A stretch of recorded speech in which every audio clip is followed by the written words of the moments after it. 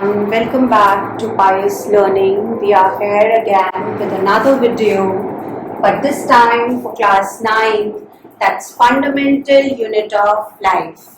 We are starting with a new chapter of Biology, Fundamental Unit of Life for class 9. Okay, we'll be posting the videos on every Tuesdays, Thursday and Saturday. So do like, subscribe and share our channel. So without wasting much of the time, let's begin with the chapter Fundamental Unit of Life. In today's session, we will know about the cell, who discovered the cell and how it is being discovered. That will be the first topic. Then we will talk about the second topic, that is his cell theory. Then finally, we will talk about unicellular and multicellular organisms. Afterwards, moving ahead, we will talk about the process known as diffusion. So in today's session, we'll be covering the first 4 important topics of this chapter, cell, fundamental unit of life. We all know for building anything, for making any building, what do we require? We require bricks. किसी भी चीज को build up करने के लिए हमें क्या चाहिए? We need bricks. So similarly, for any organism, we need a cell. So cell is basically the building block. Cell is the building block of all the organisms or this universe, and that is why the cell is known as structural and functional unit of life. Okay? That is the structural and the functional unit of life. That is the first concept that's given in your NCERT book. Cell being the structural unit. So let's understand what do we mean by structural unit. Now cell being the structural unit means that it provides a basic building structure to any organism. जैसे एक building को bricks जो है उसको एक structure, उसको एक framework, उसको एक basic ढांचा देते हैं. So similarly, the cell will give the structure to any organism. So that is why it is known as the structural unit of life. Now, moving to the next one, it is the functional unit of life. How a cell is a functional unit of life? It's a functional unit of life because it performs all the basic metabolic activities which are being required by any cell. The basic metabolic activities required, the nutrition, then the respiration, then digestion, then excreting out the waste, and then transporting the thing. So everything is being done by the cell itself. So it is known as the functional unit of life. Now one thing need to understand at this point, a single cell is capable of performing all the basic metabolic activities which are required by any organism. That is sufficient enough to perform all the metabolic activities. What are the metabolic activities that are being required by any body? First, you take in the nutrition, and then what do? You use to digest it, and then what do? You get the respiration process done, in which the energy is being released from the digested food, and finally releasing out the waste or excreting out the waste from it. A single cell is capable of doing all these processes all alone. And that is being done also in the unicellular organisms. Unicellular organisms do all these processes in their own by that single cell. While in the multicellular organism, the task is being divided among everyone. Different cells do the different tasks. So cell is the structural and the functional unit of life. Let me just write down why it is called the structural unit. Structural unit. Because it gives structure to organism. Then called the functional unit. Functional unit because it performs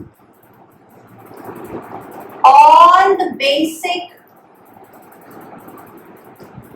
functions like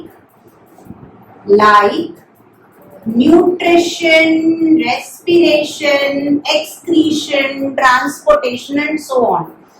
Respiration, etc. So let's now talk about cell. Who discovered cell? Very first person who discovered the cell is Robert Hooke in 1665. Robert Hooke in 1665 discovered this single cell, a dead cell basically he discovered. He found out through his own self-made microscope. He observed the thin slice of cork. Cork, you understand? That is a stem. Stem का जो बाहर का portion होता है, that is called cork. So from that thin slice of cork, he observed the dead cells. The thin slice of cork is observed under self-made microscope. Self-made microscope, and the cells he observed was dead cells. Robert Hooke ने जो sales observe किए या discover किए वो dead cells से. Moving forward, Robert Hooke saw the honeycomb structure. He observed the honeycomb structure. This kind of honeycomb structure was there, in which there were small dots, which later on being discovered that they are the nucleus, they are nothing but the nucleus. It was later on being discovered. So this honeycomb structure was being observed by Robert Hooke from his own self-made microscope. Then comes up in 1678, Anton von Leeuwenhoek. He observed the living cell. First living cell is being discovered by Anton von Leeuwenhoek in 1678, and he observed the living cell in a pond. Few bacteria he observed in a pond, and they were the living cell. Later on, Robert Brown discovered that within the center of a cell there is something called nucleus, which contain the genetic material. So nucleus is being discovered by Robert Brown. You need to learn all these names. You need to know all these names because that comes up in the exam. So Robert Brown discovered that there is a nucleus which is at the center of the cell, and it contains the genetic information. It contains the DNA that need to be transferred from one generation to the another, or from the parent to the offspring. So later on come Scladan and Sequan, who gave the cell theory in 1839. Okay, Scladan and Sequan gave the cell theory. Let me just quickly write down the few points about the cell theory. So the cell theory says that every organism is, I am just writing down cell theory and writing the points of the cell theory as well over here, because I don't want to erase the board. You all please note it down and then I'll erase. Okay. So cell theory. According to the cell theory, the very first postulate says all the organisms are made up of cell. All the organisms are made up of cells. All the organisms, everything which exists on the surface of the earth is made up of cell. Cell is the basic structural and the functional unit. Cell is the basic structural and functional unit of life. New cells are always being formed up from the pre-existing cell. जितने भी पहले existing cells हैं, वही नए cells को originate करेंगे. नए cells ऐसे एकदम से कहीं से नहीं आएंगे. So new cells arise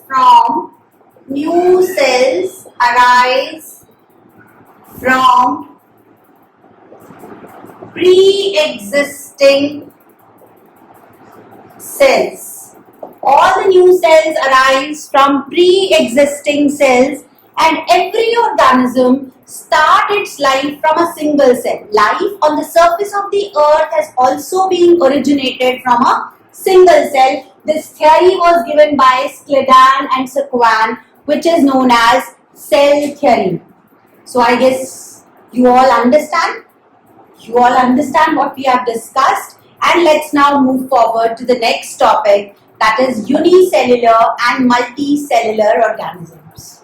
Okay, let's get to the new topic, that is unicellular and multicellular organisms. Unicellular organisms are single cell organisms which are having a single cell like amoeba, and multicellular organisms are the ones which are having large number of cells. So we'll be writing the differences between the unicellular and multicellular organisms. Unicellular organisms have single cell and multicellular organisms have large number of cells. All the activities in a unicellular organism are performed by the single cell itself, while all the activities are performed by the different ones. And every cell has a different function to perform. As you know, the blood is supposed to perform the blood used to perform the transportation of the things, and transport the nutrient from one part to another. Neuron will have a separate function, that is a nervous signal. Then nephron is a kidney ka cell, na? So all these cells will have a different things. So now in the unicellular organism there is no division of labor, while in the multicellular organism there is a division of labor. Okay? So labor is being divided, the work is being divided. In the unicellular organism, everything is performed by a single cell itself. Starting from the nutrition to respiration to digestion and so on, everything is performed by a single cell. While now they have a short lifespan, while the multicellular organisms have a long lifespan. The smallest cell of the human body is sperm. The smallest cell of the human body is sperm. The largest cell of the human body is ovum, while the longest cell of the human body is nerve cell. Okay, the longest cell of the human body is a nerve cell. So all these are the important points that you need to know about these cells. Let's now move to the next topic. So we know that in a cell the three things we are aware about. One is a plasma membrane, that is the outer layer or the outer membrane that makes the cell, which actually separate the cell from the surrounding. So that is why plasma membrane जो cell को surrounding से अलग करेगी, that is the plasma membrane. So three things we are aware. One is the plasma membrane. Second is the cytoplasm or the protoplasm, which is the fluid filled in the cell, is known as cytoplasm or protoplasm, that contain all the cell organelles for performing the basic metabolic activities. And then we have the nucleus, which actually contains the genetic material that need to be transferred from one generation to another. Now, these are the three things we are aware about the cell. Let's now move towards the topic called diffusion. How does a cell exchange things? Cell को gases भी चाहिए. As you know, during the respiration process, we all require oxygen. So cell require oxygen for breaking down the food and releasing the energy. How does it get that oxygen? And when the energy is being released, it has carbon dioxide. So how it removes that carbon dioxide from the body? That it would be through the process of diffusion. That will be done through the process of diffusion. So exchange of gases, that is CO2 and O2, is done by the process known as diffusion. Okay? This will be done by the process known as diffusion. Now, how does diffusion happen? Please see to it. See, whenever you have a cell, and now cell require oxygen. Cell को क्या चाहिए? Oxygen चाहिए for the process of doing respiration. Now, diffusion is a process of movement of gases from higher concentration to lower concentration. Let's take the example, है ना? आपने घर में अगरबत्ती जलाई, what will happen? You have just get the agarbatti and you are sitting at the other corner of the room and you get the fumes of it. You feel the fragrance that gulab wala hai ya mogre wala hai agarbatti. You got to know that agarbatti jal rahi hai. Sometimes you just enter the house and you got to know, oh my god, today rajma rice is being made today, because aapko uski fragrance aa jati hai. So how you get that fragrance? You get it with the process known as diffusion, in which gases diffuse. And they spread up, they just diffuse from one place to another. So by the same process, cell takes in the oxygen and removes the carbon dioxide. So understand that concept now. Now, whenever the cell require oxygen, oxygen outside environment में क्या है? बहुत ज़्यादा है. Inside the cell, oxygen क्या है? बहुत कम है. So whenever there is a higher concentration of oxygen outside, and there is a lower concentration of oxygen inside, through the process of diffusion oxygen will get into the cell, है ना? So cell will get the oxygen, will undergo the process of respiration and will releases carbon dioxide. Now inside the cell the concentration of CO2 will be more, है ना? क्योंकि respiration का process हो चुका है, carbon dioxide gas release हो चुकी है. So inside the cell there is a carbon dioxide which is in higher concentration. So now the carbon dioxide will move out of the cell from higher to lower through a process known as diffusion. So diffusion is the exchange of gases in which the gases always travel from the high concentration to the lower concentration. So जब बाहर oxygen की concentration ज्यादा होगी तो वो cell के अंदर आ जाएगी, जब अंदर कार्बन डाइऑक्साइड की कंसंट्रेशन ज्यादा होगी तो वो बाहर चली जाएगी. Okay, so in today's class I quickly repeat what we have done.